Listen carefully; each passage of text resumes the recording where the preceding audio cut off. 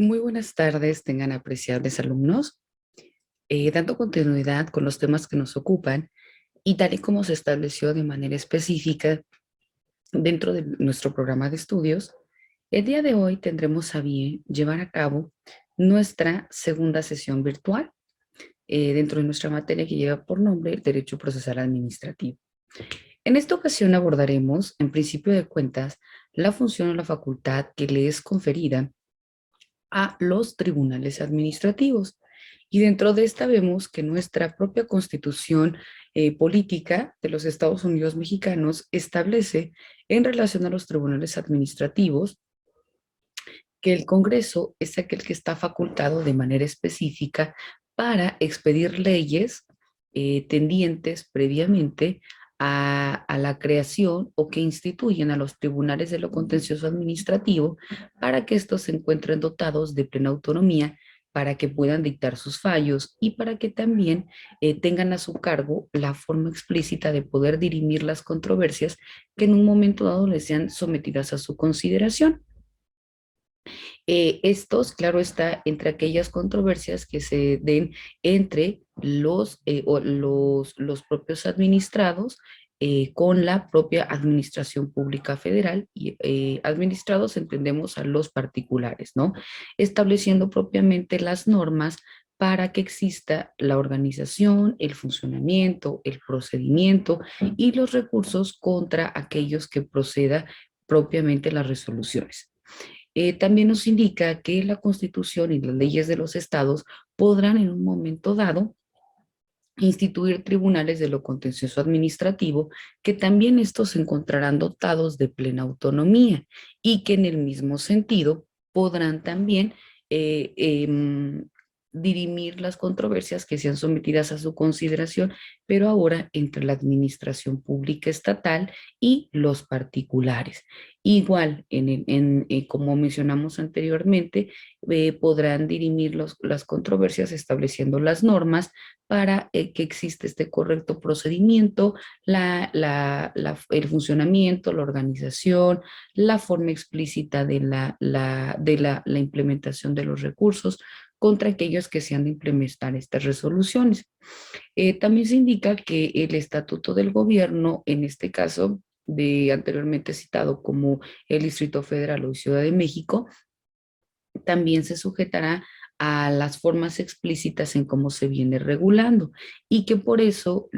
existirá un tribunal de lo contencioso administrativo que también tendrá esta autonomía y que tendrá la facultad para conocer y para resolver, en este caso, los asuntos que le sean sometidos a su conocimiento y a su jurisdicción. Ahora bien, cuando nos encontramos previamente o nos citamos dentro de la implementación del juicio federal, vemos que se tiene que tomar en consideración la naturaleza, la integración del tribunal, la sala superior, el nombramiento de los magistrados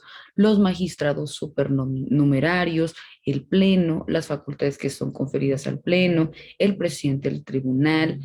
el de las secciones,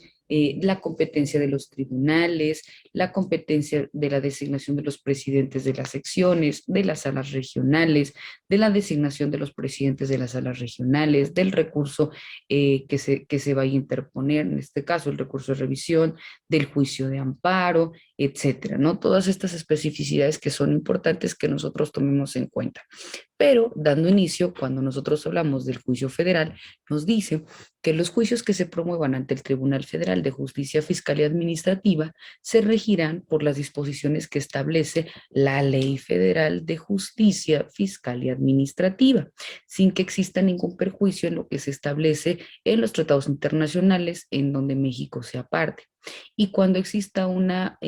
falta de disposición expresa, se aplicará supletoriamente el Código Federal de Procedimientos Civiles, siempre que las disposiciones de este código no contravengan las que regulen el juicio contencioso administrativo, en el cual se establecerá previamente la Ley Federal de Procedimiento Contencioso Administrativo cuando la resolución recaiga en un recurso administrativo y este no satisfaga el interés jurídico del recurrente la parte controvertida del recurrente y la parte que controvierte el juicio contencioso administrativo federal, en cuyo caso se entenderá que simultáneamente imponen una resolución recurrida en la parte que continúa afectándolo, pudiendo en un momento dado hacer valer el concepto de impugnación no planteado en el recurso. También se dice que cuando exista algún caso o cuando la resolución en un recurso administrativo declare por no interpuesto o lo deseche por improcedente, siempre que la sala regional competente determine su procedencia del mismo, el juicio contencioso administrativo procederá en contra de la resolución recurrida en la parte que continúa afectando, pudiéndolo en todo momento hacer valer preceptos de la impugnación no planteados en el mismo recurso. Asimismo, cuando la resolución a un recurso administrativo declare o se declare por no interpuesto o lo deseche por improcedente, siempre que la sala regional competente determine la procedencia del mismo, el juicio contencioso administrativo procederá en contra de la resolución que es objeto del recurso, pudiendo en todo momento hacer valer tanto los conceptos del acto impugnado no planteados propiamente en ese recurso. Es importante que nosotros tomemos en cuenta la procedencia del recurso administrativo y nos dice que el juicio contencioso administrativo federal procede contra aquellas resoluciones administrativas definitivas que previamente establece la Ley Orgánica del Tribunal Federal de Justicia Fiscal y Administrativa. De igual forma procede este juicio contra los actos administrativos, decretos y contra aquellos acuerdos de carácter administrativo, decretos y acuerdos de carácter general que se encuentren diversos en los reglamentos cuando sean autoaplicativos o cuando el interesado de los actos los contravierta en la unión del primer acto de aplicación, en cuyo caso las autoridades de la Administración Pública Federal tendrán acción para contravenir una resolución administrativa favorable a un particular cuando estime que es contraria a la propia ley. Es importante citar que de manera explícita la ley de la materia establece o denomina al procedimiento de lesividad o al procedimiento incoado por las autoridades administrativas ante el tribunal solicitando la declaración de nulidad de la resolución administrativa favorables a los actos de los particulares por considerar que lesionan a los administrados o, en su caso, a la administración pública en contra del interés superior. Es importante también establecer el sobreseimiento y procede el sobreseimiento, uno, por desistimiento del demandante, dos, cuando durante el juicio aparezca o sobrevenga alguna de las causas de improcedencia, tres, en el caso de que el demandante muera durante el juicio si su pretensión es intransmisible o si su muerte deja sin materia el procedimiento. En el mismo sentido, si la autoridad demandada deja sin efecto la resolución del acto impugnado, siempre y cuando se satisfaga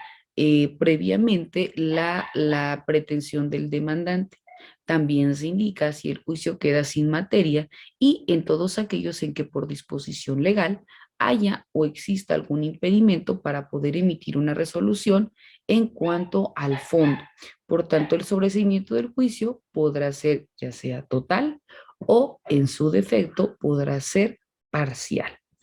Es importante también establecer la naturaleza y la integración de los tribunales. Se dice que el Tribunal Federal de Justicia Fiscal y Administrativa es un tribunal de lo contencioso administrativo y que se encuentra dotado reconocido de plena autonomía para que, como hemos dicho, pueda dictar sus propios fallos, pero que también debe contar con una organización y con delimitación en cuanto a sus atribuciones que la propia ley le confiere. Dentro de ellos se encuentra que el Tribunal Federal de Justicia Fiscal y Administrativa deberá ser integrado por una sala superior que es aquella que actuará en pleno y en dos secciones, y que también deberá estar integrada por las salas regionales y la Junta de Gobierno y Administrador. Administración, perdón. Cuando nosotros estamos hablando de la sala superior del Tribunal Federal de Justicia Fiscal y Administrativa, se indica que ésta se compondrá de 13 magistrados y que estos serán nombrados para y poder integrarla, de los cuales 11 ejercerán funciones jurisdiccionales y 2 formarán parte de la Junta de Gobierno. Dentro de esta, cuando nosotros hablemos de este periodo, la Junta de Gobierno y Administración gozará de los periodos que señale la propia ley, y la sala superior del tribunal actuará en pleno o en dos secciones. Los dos magistrados de la sala superior que tomen o que formen parte de la Junta de Gobierno y Administración del tribunal no integrarán el pleno ni tampoco las secciones por el tiempo que dure el encargo en la Junta, salvo previamente lo que se encuentre regulado dentro de la propia ley, que les establezca algún tipo de lineamiento o de impedimento para que puedan continuar ejerciendo. Es importante también establecer el nombramiento de los magistrados, en el cual se indica que va a ser una facultad atribuida exclusivamente al presidente de la República, con la aprobación de la Cámara de Senadores, nombrar a los magistrados del Tribunal Federal de Justicia Fiscal y Administrativa en lo relativo a los recesos de la Cámara de Senadores, y que en cuyo caso los nombramientos de los magistrados que haga el presidente de la República serán sometidos a la aprobación de la Comisión Permanente del Congreso de la Unión. Los magistrados de la Sala Superior serán nombrados por un periodo de 15 años improrrogables, los que serán computados a partir de la fecha de su nombramiento,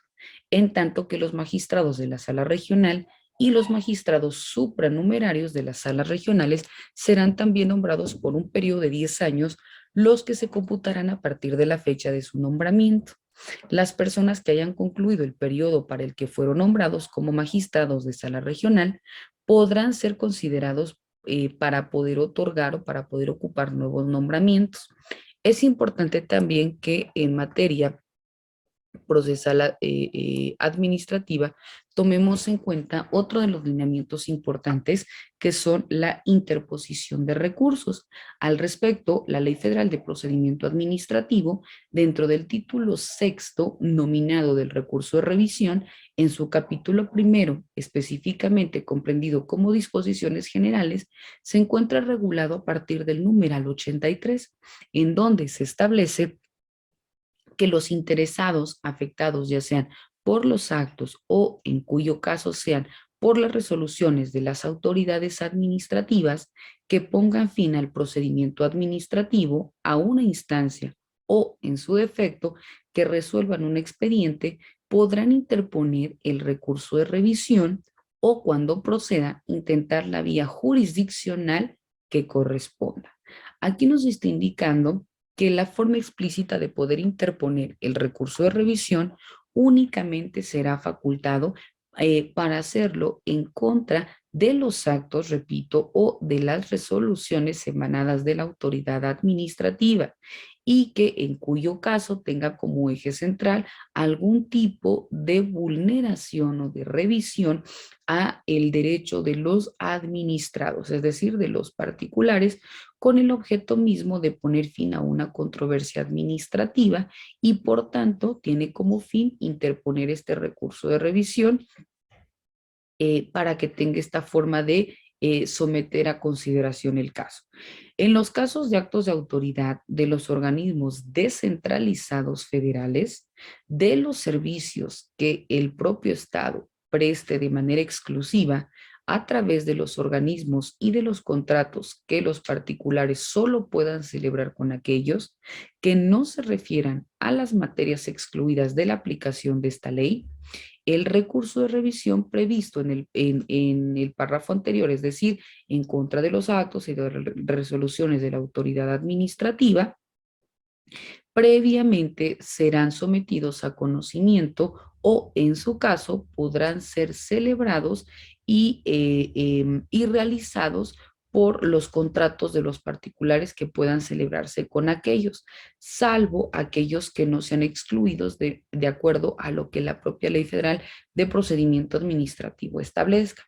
El recurso de revisión nos indica podrá interponerse en contra de actos y de resoluciones que pongan fin al procedimiento administrativo, a una instancia o que resuelvan el fondo de un expediente. También nos indica, si vamos más adelante, también dentro de la propia Ley Federal de Procedimiento Administrativo, pero dando secuencia en el recurso de revisión,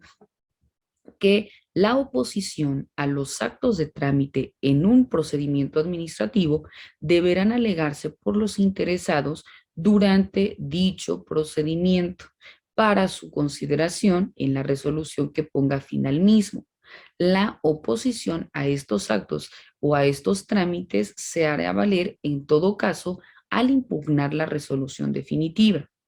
Es importante que nosotros como administrados tengamos en cuenta que el plazo para poder interponer el recurso de revisión será de 15 días contados a partir del día siguiente a aquel en que hubiera surtido efecto la notificación de la resolución que se recurra. Es decir, en el momento mismo que nosotros ya tengamos una resolución por parte de la autoridad administrativa y que consideremos que es violatoria a nuestro derecho, entonces podemos interponer este recurso de revisión. Repito, tendremos 15 días contados a partir del día siguiente, aquel en que surte efecto la notificación de la resolución que pretendemos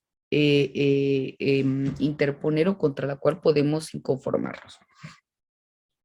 También nos indica que el escrito de interposición del recurso de revisión deberá presentarse ante la autoridad que emitió el acto impugnado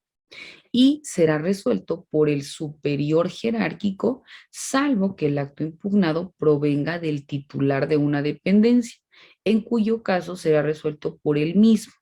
Dicho escrito, es importante que nosotros tengamos conocimiento que forzosamente debe de reunir con determinados requisitos que la propia ley establece y que se encuentran previamente regulados dentro del numeral 86 de la Ley Federal de Procedimiento Administrativo, en el cual se establece, primero, el órgano administrativo a quien se dirige, es decir, la autoridad que va a conocer y que va a resolver sobre este recurso. Dos, deberá contar con el nombre del recurrente y del tercero perjudicado si es que lo hubiere, así como el lugar que se señale para efecto de notificaciones, es decir, el nombre de la persona que está interponiendo el recurso y también si adicional a esta persona que lo está promoviendo existe algún tercero perjudicado para que también se haga saber o se haga constar dentro del recurso mismo. Como siguiente requisito nos dice que se debe tomar en consideración el acto que se recurre y la fecha en que se le notificó o tuvo conocimiento del mismo, porque recordemos que como se ha indicado, nada más se cuentan con 15 días contados a partir de la fecha de la notificación sobre el acto, la resolución que se pretende recurrir o que se pretende interponer el recurso. Entonces, por eso se dice que se debe especificar la fecha a efecto de que se encuentre dentro del término que la ley mandata. También es importante señalar como requisito número cuarto los agravios que se le causan, es decir, cuáles son las conductas que emanada de la resolución están causando un detrimento, un perjuicio, una afectación de manera directa para que en ese sentido se pueda resolver si es o no procedente y el tipo de resolutivo o de sanción o de medida que se va a imponer como forma de reparación del daño. Como elemento quinto, nos indica, en su caso, deberá expedirse copia de la resolución o acto que se impugna y de la notificación correspondiente tratándose de actos que por no haberse resuelto en tiempo se entenderán negados. Deberá acompañarse el escrito de iniciación del procedimiento o el documento sobre el cual no hubiere recaído resolución alguna. En este caso, que te indica nuestra fracción quinta. Primero, que deberás adjuntar una copia de la resolución a efecto de que también se lleve el correcto cómputo sobre el término de la fecha que se cuenta para interponer el recurso, que como ya hemos citado son de 15 días. O en su caso, cuando no se interpuso dentro del término que la propia ley mandata, entonces se dice que se deberá también de enviar la copia de la notificación, así como el escrito donde se inicia el procedimiento, donde se establezca el por qué no se inició en tiempo y forma. Es importante que también se establezcan o se señalen las pruebas que se van a ofrecer. Claro está que como en cualquier otro procedimiento, y claro, el administrativo pues no podía ser la excepción, ¿no? Las pruebas que se ofrezcan forzosamente deberán tener relación inmediata y directa con la resolución o, en su defecto, con el acto impugnado. Es decir, debe de tener relación directa con la resolución que la autoridad administrativa te notificó, o directamente, si no no vas a interponer el recurso de revisión contra la resolución y va a ser en contra de un acto, bueno, pues entonces en el mismo sentido, deberás adjuntar los medios probatorios contra este acto para que se conozca y se resuelva de manera directa sobre los mismos, ¿no? En donde nos indican que se debe acompañar estos medios probatorios con las documentales con que tú tengas, ¿no? O con que tú cuentes, incluidas las que acrediten su personalidad cuando actúen en nombre de otro o, en su defecto, cuando se actúe en nombre de personas morales. Es importante también que nosotros tengamos conocimiento que para poder interponer este recurso, la interposición del recurso suspenderá la ejecución del acto impugnado siempre y cuando se reúnan estas hipótesis. Nos dice, primero, lo solicite expresamente el recurrente. Segundo, cuando sea procedente la propia interposición del recurso. Tercero, cuando no se siga el perjuicio al interés social o se contravengan alguna de las disposiciones que sean de orden público. En el mismo sentido, cuando no se ocasionen daños o perjuicios a terceros, a menos que se garanticen estos para el caso de no obtener una resolución favorable. Siguiente, tratándose de multas, el recurrente garantice el crédito fiscal en cualesquiera de las formas previstas en el Código Fiscal de la Federación,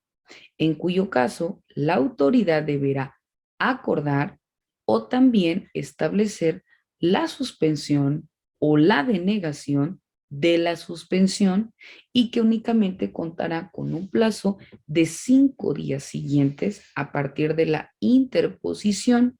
En este o en su defecto se entenderá por otorgada previamente la suspensión. También es importante que nosotros conozcamos y tengamos en cuenta que el recurso se tendrá por no interpuesto, es decir, por no presentado, y que por tanto se desechará cuando se puedan dar cualquiera de los siguientes puntos. Uno, cuando se presente pues fuera del plazo, ¿no? Porque por eso la propia ley es muy clara al decir que se cuentan con 15 días contados a partir de la notificación del acto o de la resolución sobre la cual te pretendas como administrado pues querer inconformar, ¿no? Segundo, nos indica cuando no se haya acompañado la documentación que acredite la personalidad del recurrente, es decir, cuando no se haga constar que a la persona que está manifestando o que está interponiendo este recurso es aquella a la que en contra de quien se están promoviendo estos tipos de agravios, ¿no? Aquella quien está resintiendo la resolución misma de la autoridad administrativa. Entonces, se tiene que acreditar previamente estas circunstancias para que pueda tener operancia. Caso contrario, entonces también se indica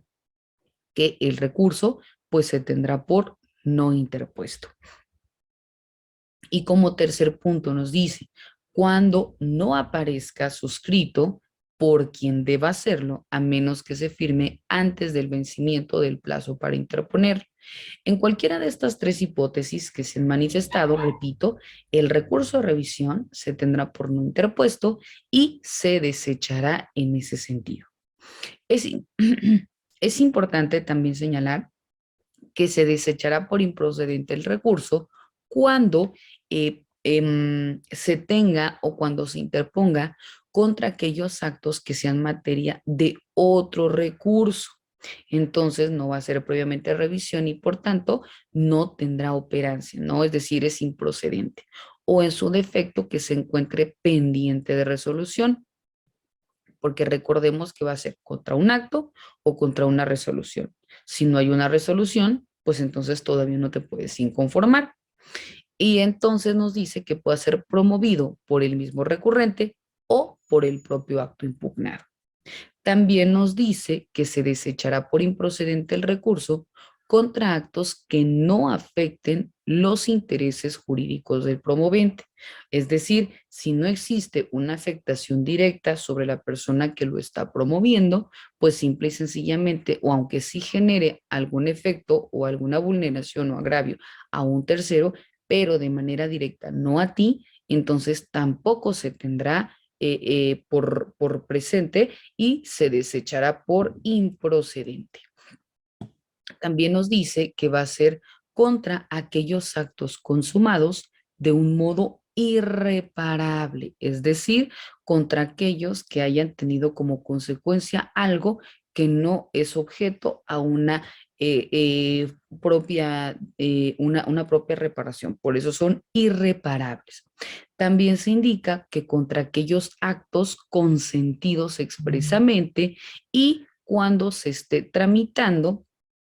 ante los tribunales algún recurso o defensa legal que sea interpuesto por el promovente y que pueda tener por efecto modificar, revocar o nulificar el acto respectivo. También es importante señalar que el recurso de revisión será sobreseído cuando se establezca cualquiera de los siguientes supuestos. Primero, cuando el promovente se desista expresamente del recurso, es decir, cuando quien lo está promoviendo simplemente ya no desee darle seguimiento. Entonces, lo tiene que hacer de manera escrita para que se encuentre o se establezca como sobreseído.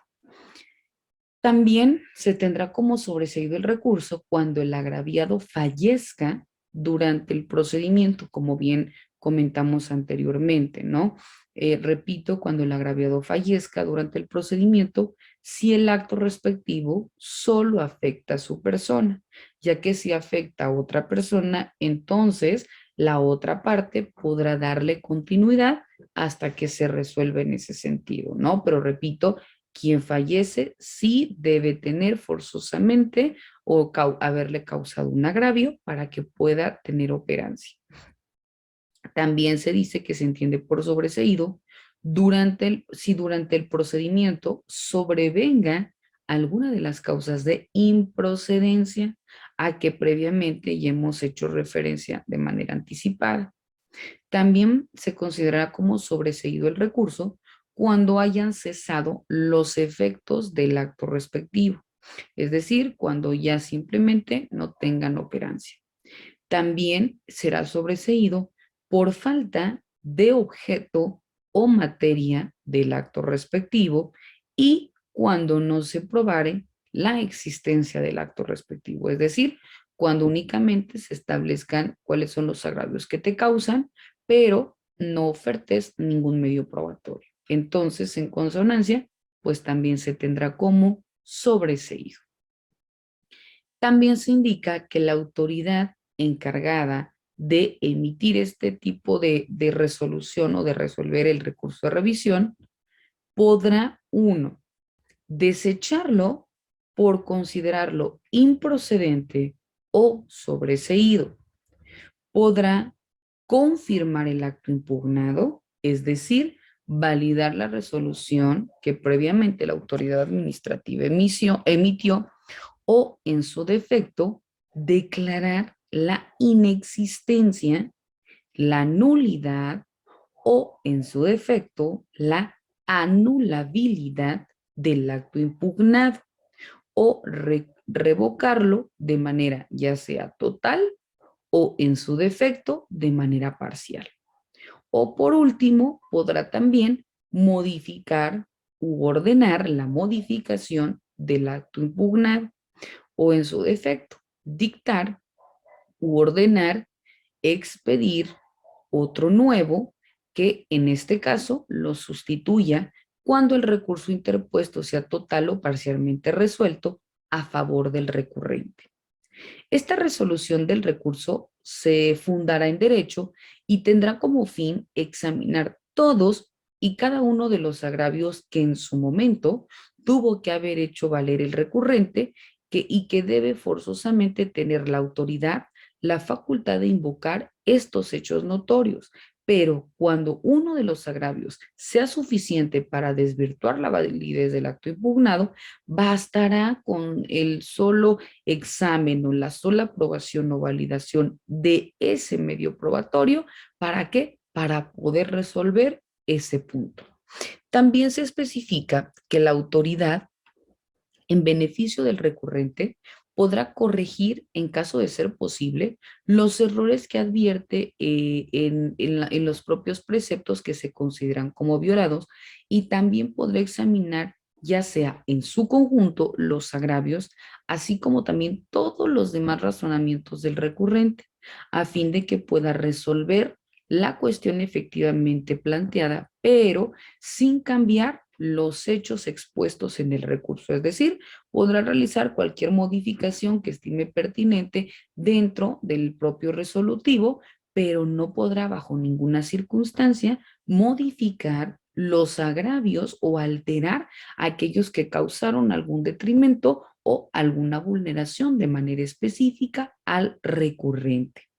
Nos dice también que si la resolución ordena realizar un determinado acto o, en su defecto, iniciar la reposición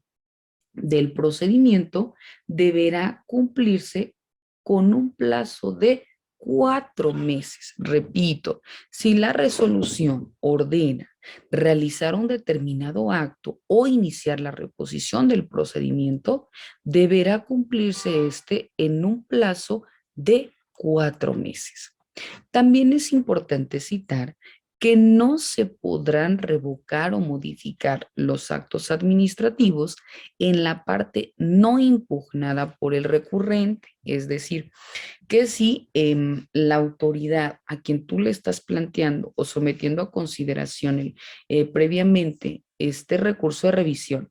dentro de los agravios, tú no le haces valer alguno que consideres que te vulnera, y que dentro del análisis mismo la autoridad o el órgano lo identifica, pero tú no se lo expusiste, aunque sí sea violatorio, no podrá conocer, no podrá revocar, ni tampoco podrá modificar, porque, repito, el recurrente no lo sometió a consideración. Es importante citar que la resolución expresará o deberá expresar con claridad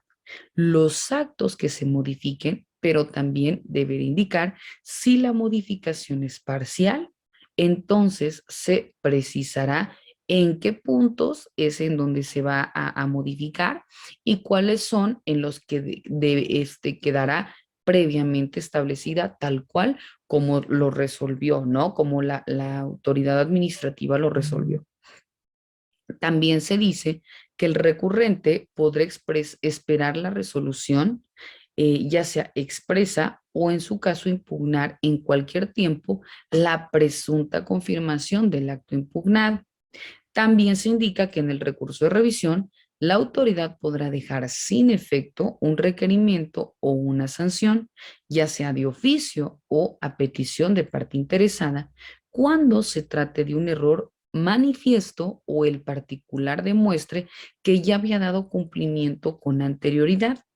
entonces la tramitación de la declaración no constituirá ningún tipo de recurso ni tampoco suspenderá el plazo para la interposición de este y tampoco suspenderá la ejecución del acto, es decir, continuará tal cual como se viene estableciendo sin que exista ningún tipo de demora por someter a consideración, en este caso, un recurso de revisión, porque recordemos, cuando durante el sometimiento de la autoridad, perdón, del administrado sobre aquellos actos o resoluciones, se inicie previamente un procedimiento administrativo, entonces lo hará valer, pero si durante este procedimiento el administrado identifica alguna necesidad de poder interponer un recurso de revisión, entonces lo presentará, pero de manera temporal no se continuará con el procedimiento hasta que exista una resolución sobre este recurso. Entonces, lo que aquí nos está diciendo es que la autoridad, en caso de que no exista una forma explícita de reconocimiento o de validación, entonces se deberá dar continuidad con el procedimiento administrativo que se viene dando porque simplemente no tiene razón de ser o la tramitación de esta declaración pues no constituye el recurso y por tanto ni suspende el plazo para la interposición de los recursos, pero tampoco suspende la ejecución del acto mismo. En el mismo sentido, también se establece que cuando hayan de tenerse en cuenta nuevos hechos o documentos que no obren en el expediente original derivados de aquel acto impugnado, se podrán o se pondrán de manifiesto a los interesados para que en un plazo no inferior, ojo, a 5 días, no inferior de 5 días, pero tampoco superior a 10 días, formulen sus alegatos y presenten los documentos que estimen procedentes. Repito, cuando hayan de tenerse en cuenta nuevos hechos o nuevos documentos que de manera primaria no eran sometidos a conocimiento de la parte agraviada porque no obraban en el procedimiento administrativo, pero que sean fundamentales porque de estos origina el acto o la resolución sobre la cual se están inconformando o presentando su recurso, entonces se les hará del conocimiento o se les pondrá a la vista a los interesados para que los puedan conocer, pero para que los puedan conocer, pero también para que sobre estos mismos ellos resuelvan. Cuando nosotros estamos hablando de la puesta de manifiesto o a la vista de los interesados, se tendrá que hacer en un plazo, repito, que la propia ley les confiere para que puedan actuar y los hagan valer dentro de lo denominado como la formulación de alegatos. Es decir, que argumenten si estos elementos les son importantes, si robustecen, si robustecen su dicho, si los van a citar también como medios probatorios, porque recordemos que dentro del recurso de revisión también tienes que presentar medios probatorios que vayan directamente con cada uno de los agravios o de los hechos que tú estás haciendo valer. Entonces, quizá estos documentos o quizá estos hechos pues también van o tienen relación directa con lo que tú estás citando, entonces en ese mismo sentido es que se van a poner de manifiesto, se van a hacer de manifiesto. Pero repito, el término que la ley te confiere para que tú puedas hacer valer cualquiera de estas circunstancias es, no va a ser menor de 5 días, es decir, como mínimo de 5 días en adelante, pero no menor a 5 días. Pero tampoco te van a dar un sinfín de tiempo, ¿no? O sea, tienes de 5 a 10 días como máximo para que durante este tiempo tú lo puedas analizar, tú puedas formular tus alegatos, incluso tú los puedes hacer tuyos para que los utilices como medios probatorios y que sirvan, en este caso, para que puedan resolver en sentido favorable, ¿no? Y esto nos dice para que puedan ser presentados, o sea, formules tus alegatos y que en el mismo sentido los presentes junto con los documentos que tú consideres pertinentes. Se indica que no se tomarán en cuenta en la resolución del recurso hechos, documentos o alegatos del recurrente cuando, habiendo podido aportarlos durante el procedimiento administrativo, no lo hayan hecho. Es decir, si por alguna razón tú no los hiciste valer, ni en tus alegatos, ni en tus medios probatorios, ni tampoco en tus agravios, y que posteriormente los quieras hacer valer, ya no serán tomados en cuenta. ¿Por qué? Porque recordemos que únicamente van a ser posibles de someter a consideración a aquellos que tú no hayas tenido conocimiento durante el procedimiento administrativo, y por ello se te considerará este plazo de 5 a 10 días para que tú los puedas hacer valer. Caso contrario, aunque tú los presentes, no generarán ningún efecto o consecuencia jurídica. Y esa es la forma en que se procede en cuanto a la justificación, en cuanto al análisis del recurso de revisión, los requisitos que se establecen, cuándo procede, cuándo se declara improcedente, cuándo existe el sobreseimiento, en aquellos casos en donde va a resolver cómo resuelve la autoridad, y también las formas de poder interponer algún tipo de alegato o de documento durante esta temporalidad, que son de 5 a 10 días, para aquellos hechos o documentos que no tenía conocimiento el recurrente y que emanan del acto de la resolución sobre el cual tú estás fundamentando o presentando tu recurso de revisión. Bueno, mis apreciables alumnos, con esto, el día de hoy estamos dando por concluida nuestra segunda sesión virtual.